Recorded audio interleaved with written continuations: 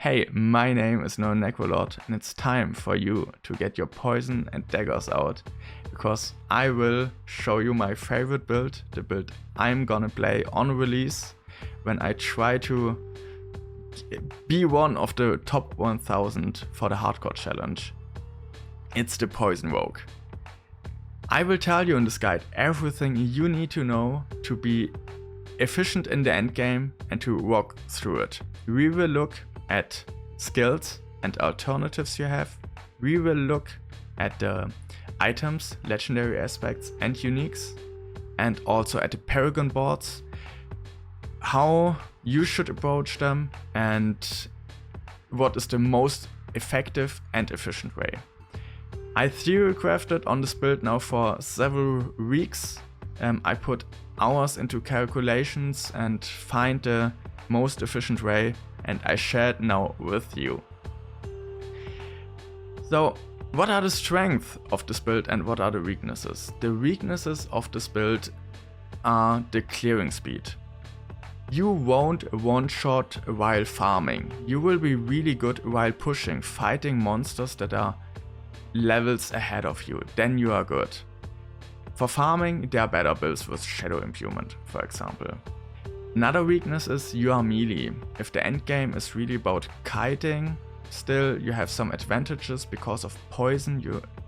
It's dot based, but compared to a range class, you will struggle. What are the strengths? You have a lot. This build will be one, if not the best boss killer. You have single target damage and also a really good group damage. The only thing is you need to ramp a little bit. It takes you a little bit of time to really apply your damage, like some seconds. That's the disadvantage, but another huge advantage is you have insane self-heal. You will be tanky with the self-heal, and in the end game it won't be a problem to really stay on the enemies. Also, you have some supportive abilities. You can suck monsters in, pull them together, and have some damage reduction for the group. Before we look now at the skills and items, if you are interested in rogue builds and if you wanna be up to date when the game is out and really get everything you need to know, like broken items, different strategies and all of that, leave a like and a follow.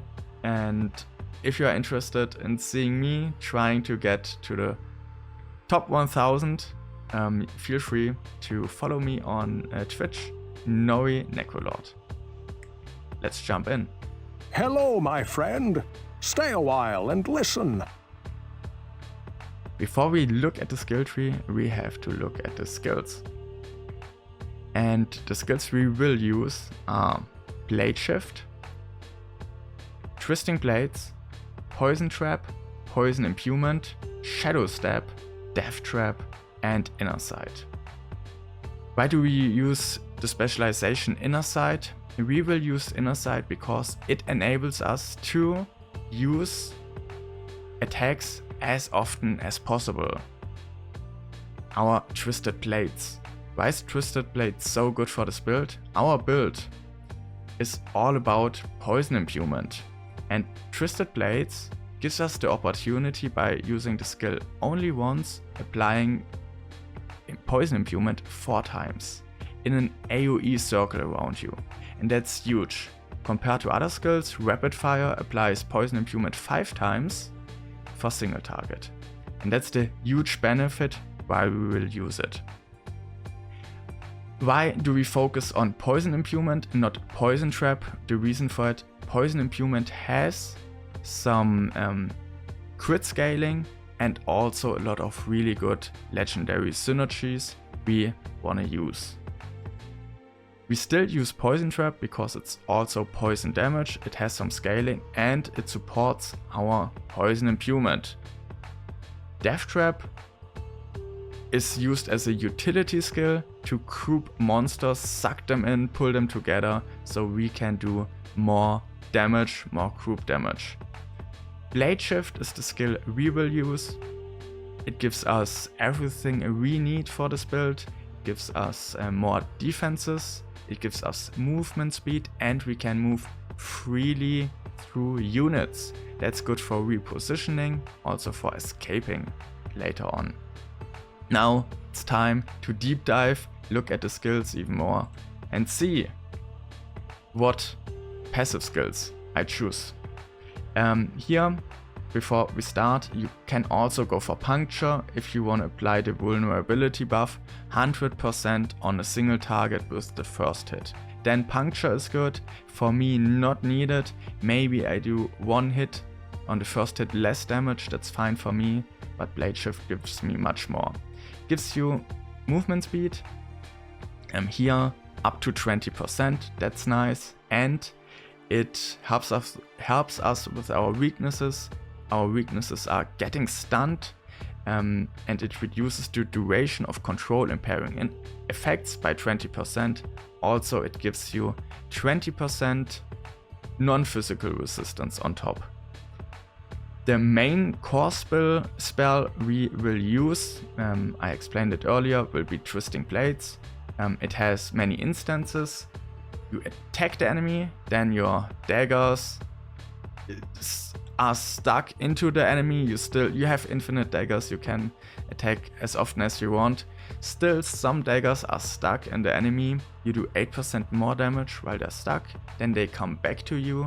The other instance of applying Poison Imbuement, your enhancement spell, and then with the legendary they will spin around you. So 4 times. The cool thing is, Advanced Twisting Blades give us the effect that your cooldowns are reduced by 0.25 seconds. That helps a lot. On top, we will take it. It's increased up to 3 seconds when it hits many enemies when the blades pass through to you. The spell we will use, you can also use Dash or Concealment. We will use Shadow Step, while Shadow Step has the lowest cooldown. It gives us Unstoppable, which is really nice and needed to break through CC. Unstoppable effects can be used while you're CC'd, and that's the reason I play hardcore. I need to get out of them. I don't want to be stuck. We take the point over here, the node. It reduces the cooldown by 3 seconds. We don't use it as an attack. We will use it as really a safety button and movement speed. You can also take Concealment. What's the advantage? The advantage is you use Concealment, you will become stealthed, run to the enemies, and then your first attack out of stealth applies a 6-second vulnerability. So you have insta vulnerability, which is nice, which I don't have with this build, but still. The problem is 20 seconds, that's a long cooldown. You can take Dash if you wanna have better movement speed overall, or movement, not movement speed. Problem is you don't get rid of CC effects. That's why Shadow Step is just better. Poison Trap is not the main spell of this build. Poison Trap, as you can see it, 482% damage. It does a lot of damage. That's true. We will use it to hopefully get or help with getting rid of our Imbuement skill cooldowns. So that's the big reason. Another advantage, enemies are getting knocked down, so we have a stun, and the damage overall is really, really good. Also, it helps us with the legendary effect later on, I will show later on, to make enemies vulnerable. So that's the way. Now our main spell, Poison Imbuement. Poison Imbuement is extremely good. It makes your core skill become a poison spell. That's nice. But more important for us, poison damage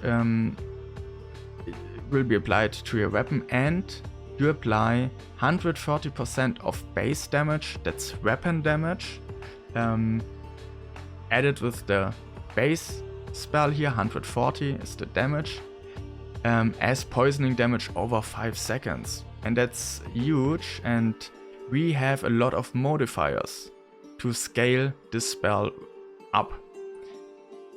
Why are we focusing on poison imbuement when it's only 140% and poison trap is 480?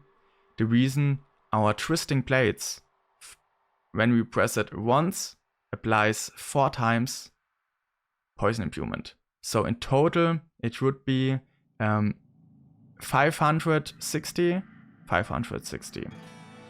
damage, and even more important, because of this node, poison imbuement has a crit scaling. When we crit, poison imbuement skills deal increased poisoning damage, 75%. That's huge because we need crit for our build, and that's why we take it. The last spell, Death Trap, it's a shadow trap, which is okay. The damage is nice to have, but we actually use it of the synergies, and we pull enemies together. That's the big benefit this trap has. So it's easier for us to bring them next to us and also put them in our poison trap zones, and also it's easier to really hit them with our twisting blades. Why does it have an extra benefit? 50 seconds, that's a long time. We have the keystone, which is called Exposure. Lucky hit dealing direct damage to an enemy affected by a trap skill has up to a 25% chance to reduce the active cooldown of your trap skill by 20%. And that's the thing, our twisting blades has, from all the available options, the highest lucky hit chance. Only penetrating shot is higher, but that doesn't fit for our build. And that makes it for us possible to lay more poison traps, and when we lay more poison traps, we have the chance of 30% to get our imbuement poison cooldown reduced to 0. That's the theme, and also now we can use more death traps, and then it's easier for us to group enemies. Now let us look at passives. Passive we are going here for. The first one, Adrenaline Rush, you get energy regeneration while moving, that's nice, but Haste is even better. Then Haste gives us, when we have more than 50% energy, 15 increased movement speed. We have infinite energy, so we can't get below 50%, that's big for us. And also, if we are not in our inner sight mode,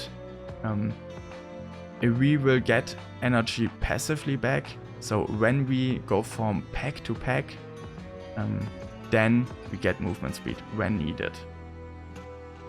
The other skills, our build relies heavily on lucky hit chance and on traps.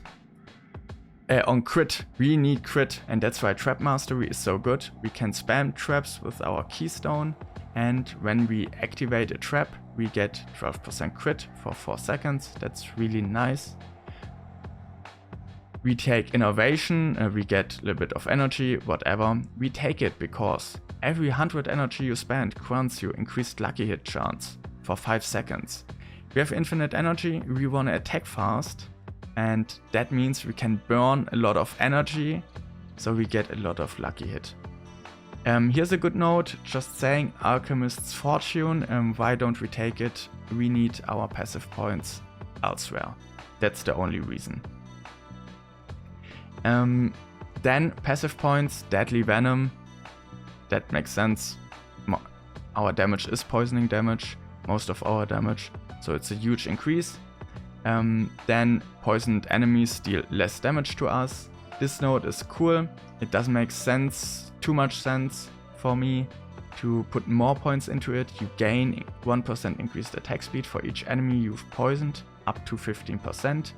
If you put more points into it, the total amount wouldn't go up, to like 45. Only you need less enemies to get the max amount, but I take this node just for groups of monsters, and then we get the full benefit. So yeah, here we take Agile. Using a cooldown increase your dodge chance by 12%. Why is this so good? It's a defense. We use cooldowns a lot. That's the theme of our build.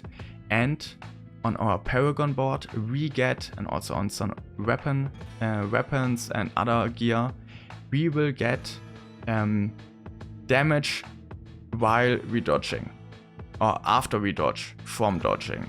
That's the thing. It's a special bucket. Now you're asking, what are buckets? I don't want to go into, but it's important for doing builds. You have different buckets of damage types, and you don't want to put your eggs in one bucket. You want to put them in all of those buckets equally to get the most damage. If you're interested in theory crafting, little shout out to my stream.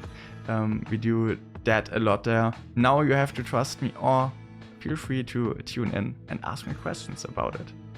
So that's really good. You need to take 3 points, and now we come to my favorite passive points.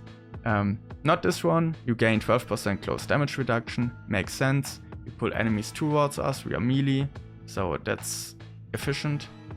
This one. We attack really fast with this build.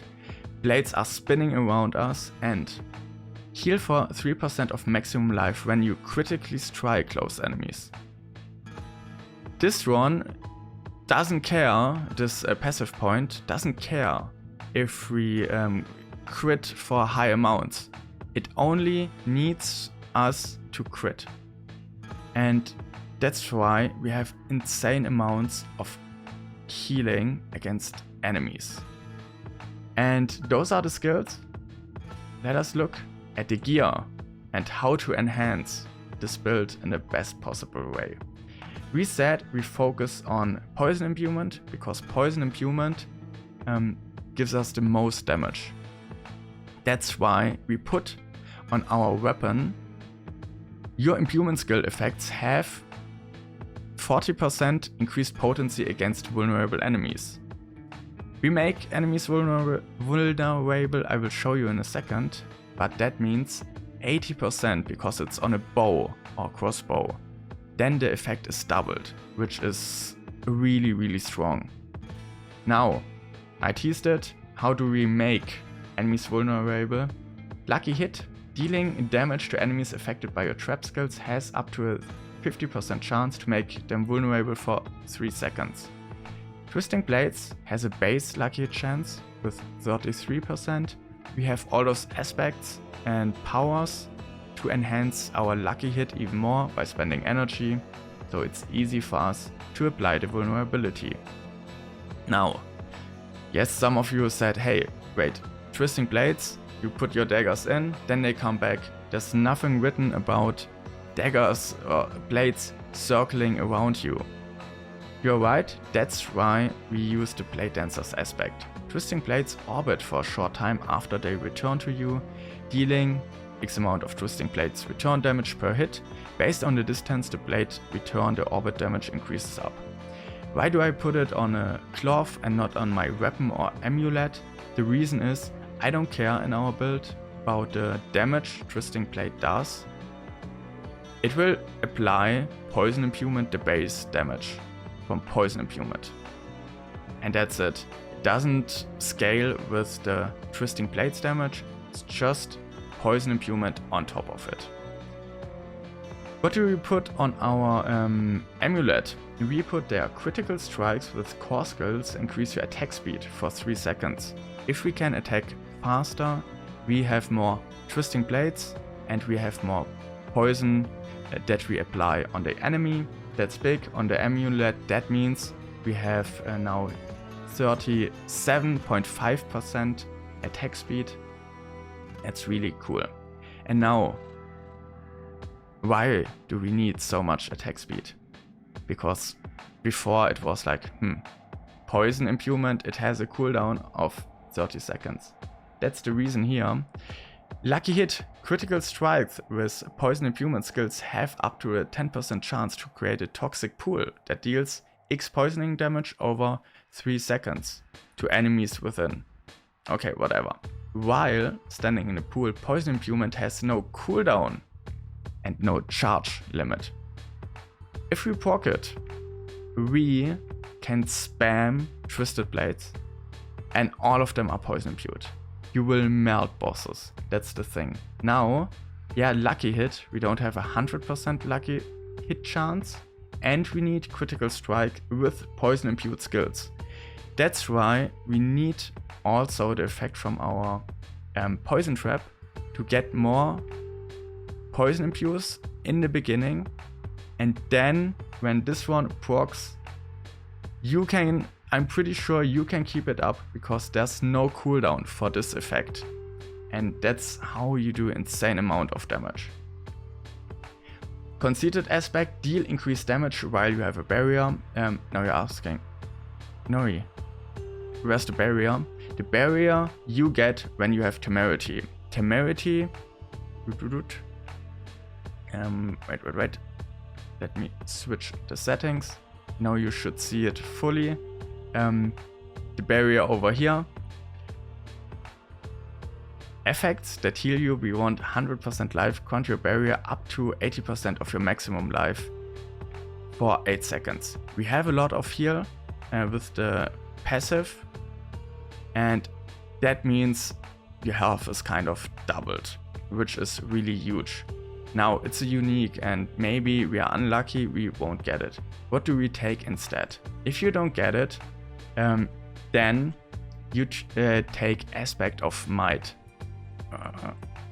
Wait. Aspect of Might. Basic skills grant damage reduction for 6 seconds. That's good. And then if you take that, okay, to go to this side, then instead of Conceited Aspect, you can take Edgemaster. Skills deal up to 20% increased damage based on your available primary resource when cast, receiving the maximum benefit while you have full primary resource. That's good, we have infinite energy, so you always get the bonus damage. Now, what else do we have? We have also the Aspect of Unstable Impudements. When casting an Impudement skill, you trigger an Imbued explosion around yourself, applying the Impudement effect and dealing X damage of the same type. That's cool. So if you use it, then you have this proc more Impudements on the enemies around you. That helps you with melting down pretty easily those packs and bursting through them. Other aspects we use, Endariel's Visage. Why are we using this? You can also use Shakos. Shakos gives you damage reduction and up to 4 skill points, which is really strong. Damage wise it's the best, but I take Endariel's Visage. Not because of the lucky hit. Lucky hit gives you a chance to trigger Poison Nova that applies poisoning damage. We get attack speed, which is a good stat, and more important, life steal. If we are CC'd, if we have to run away from enemies, we still get heal. Because life steal, every damage you do, you get a percentage back as health. And that's strong, especially when enemies are poisoned. You run away, you still get healed to full, you keep your shield up. If you don't have Endariel's Visage, you can go for heal. Wait, I will show you. Yeah. Damaging a vulnerable enemy with a core skill has up to a 20% chance to drop a healing potion. You have high lucky chance, a lot of potions for you. Then on our chest, we take Disobedience. Why? We want to stack armor. Armor is after damage reduction. Damage reduction is also a stat. The best way of getting damage reduction. It's better than elemental resistance, reason it gives you physical resistance and also in D4 elemental resistance. So you get everything from it, and with this one we just have a bonus scaling for armor. We attack pretty often, so it's easy for us to stack it. You gain increased armor for 4 seconds when you deal any form of damage. We do a lot of different damage types. For our boots, we use Mangler's Aspect. Lucky hit. Dealing direct damage to a vulnerable enemy has up to a 45% chance to daze them. Daze is kind of, they're not stunned, but they can't attack you, they can still move. Helps you with survivability. Yes, we need to dodge attacks to get our damage from dodging. True. Still, monsters will become unstoppable at some point, so they will attack you, and that's when you get the damage bonuses. It's still overall pretty nice. If you don't like it, you can go for Shadow Step, Revenger's Aspect. You get a extra Shadow Step charge, which is really huge in HC. So you can always use one for movement speed, and then when you're stunned, you have this extra charge always up to get out of your stun. That's also something I can recommend. And now it's getting a little bit harder to understand. I won't explain the Paragon board fully. I did a lot of theory crafting. I did hundreds of iterations, and this is the best one. If you have questions afterwards, feel free to ask me about it. You will get the full Paragon board in the description where you can see it. Actually, let's use this website, it's even better. Here you can see the stats I get from the Paragon board. Quite a lot. You see, I get a lot of armor. I want a lot of armor, best defense stat, and overall we do a lot of damage with it. Whoop. Let's put it over here, and yeah, Gucci. So, Paragon board. As you can see, I have 5 boards on top. I think when you are planning a build, you should always go for 4 or 5. Depends on your class and what you get out of it. Why so many? The thing is, legendary effects are most often a noob trap. It doesn't make sense going for every legendary aspect on your board because cliffs are much stronger. Cliffs are special cliffs you can put into your board and get special effects. I will talk not about every skill point here. I will talk about the cliffs and explain you why I choose them. On the starting board, we take a Efficacy. Here it's written. Efficacy. It gives you 240% bonus to all rare nodes, and improvement skills have 20% increased potency. We got already 80% from our 2-hand bow. Now we get 20 on top. That means we just do twice the improvement damage. We take here bonus to all rare nodes. Why? Those are the strongest nodes or cliffs you can get. You get defensive and offensive stats out of it. The thing is, those effects are not always good. Why? Rare nodes have the base stat they give you, and if you have enough stats, you get a bonus stats. And that's when rare cliffs or cliffs that enhance rare nodes are so good, when you get the bonus stat. Later on, it makes sense in the end game when you can't reach the threshold to take magic node improvements, but we will see that later on. So we enhance our rare nodes. That means we get here 68% damage and also 680 armor, which is strong. Here on the board, the first board we choose, I take Deadly Ambush. Why? Deadly Ambush gives us damage reduction, and if you remember, damage reduction is the best defensive stat. Armor is the second best, but we can stack armor, that's why I have so much. We get here the Glyph Diminish, bonus to all rare nodes, and you take reduced physical damage from vulnerable enemies, which is strong. The nodes we enhance are Cunning, damage reduction from enemies is decreased by, you have a damage reduction of 27%. That's huge. Damage to enemies affected by trap skills, we get 68% on top. They're standing in our poison traps all the time. We pull them together with Death Trap, easy to apply.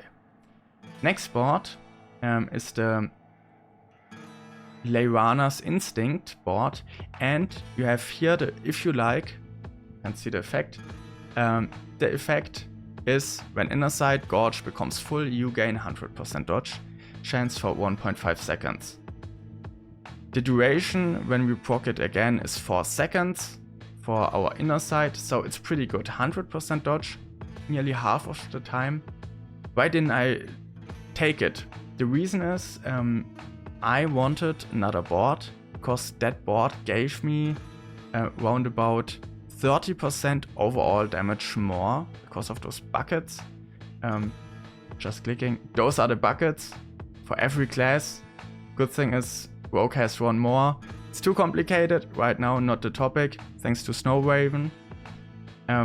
Back to the Paragon board again. Because of those buckets, it helps out a lot taking this fifth board. This board here is generally really good, that's why we want to use it early. Why? This board, so you can take this, then you don't have a fifth board, but a little bit more defense for half of the time. I also got defenses. For most of the time we get also like 500 armor, 600 armor more, that's a lot. I don't take it, what else do we get? We get Discerning, damage for seconds after dodging an attack. That's this extra bucket, and that helps us a lot with doing more damage. Your scaling is much higher. Must need, that's why for every class, every build you go, I think it's a must going on this board. We have attack speed on top, which is good, and then our Glyph is Kenny. Not the Kenny from South Park. We get for every intelligence more non-physical damage. That's our poison imbuement, poison trap, and our twisting blades when it's imbued. Also, for every non-physical damage we do, it increases up the overall damage from those spells to 10%. So we have a multiplier. Here we get damage after dodging an attack, and here we have tolerance, a little bit of elemental resistance. So you want to select here for this Glyph every int node, and now some of you are saying, what a noob, why am I watching this dude? He didn't take this intelligence, is he blind? Is this really the best build he came up with? I didn't take this node because I needed 2 more nodes, and to reach this intelligence point you need to select 2 nodes, dexterity and intelligence, to reach it. That means our 9.6%, you can say like, oh okay, every node here gives like 4.8%, and I was like, okay, I get much more out of it if I use those nodes somewhere else. That's the reason.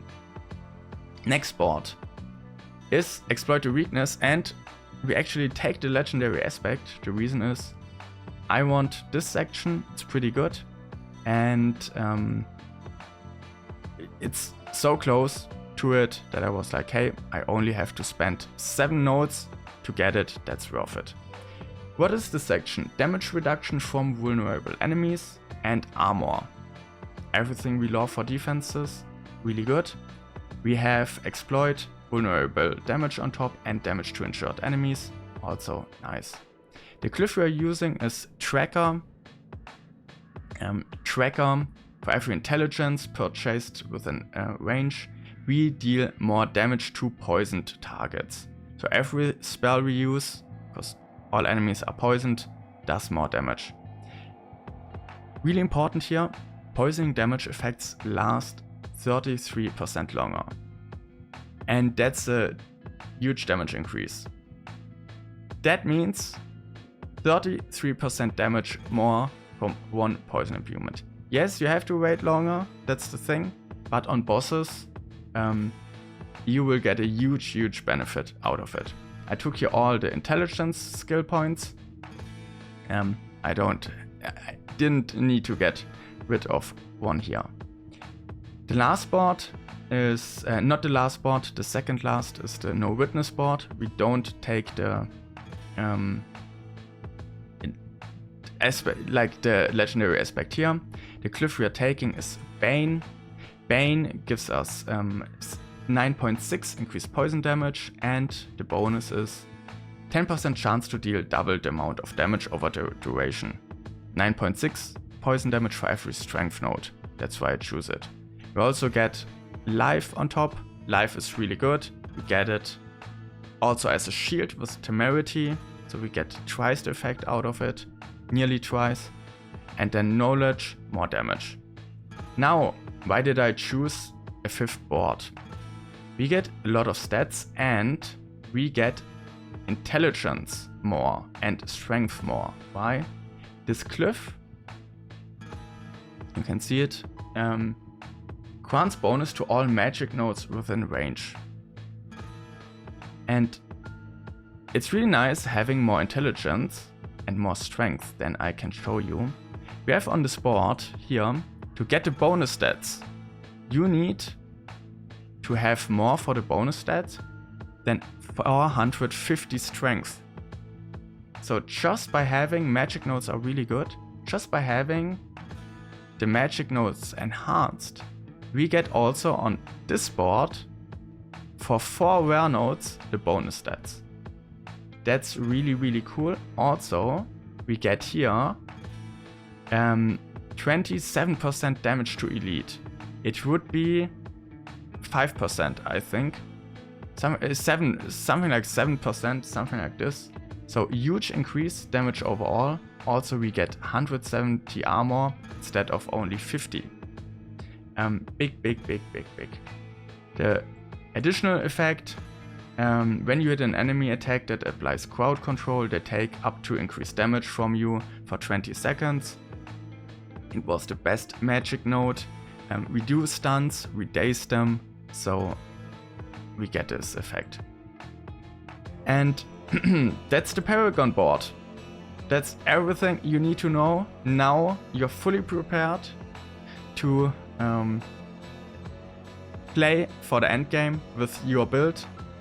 I don't want to say much more. If you're interested, if you have questions, feel free to join my Twitch stream. There I will also stream hardcore. I try to become one of the top 1000. I still want to see the story, quite sure. So we will see about that. Also, feel free if you want the full knowledge about rogues when the game comes out, when I find out some new tricks, new builds, new hidden and broken mechanics, I will post it on YouTube.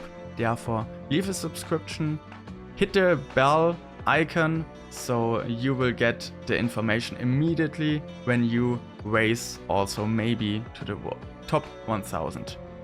My name is Noel Necrolord. I hope you had an amazing time. I'm so excited for playing the game and I wish you a very good start for Diablo 4. This is the way. See you next time.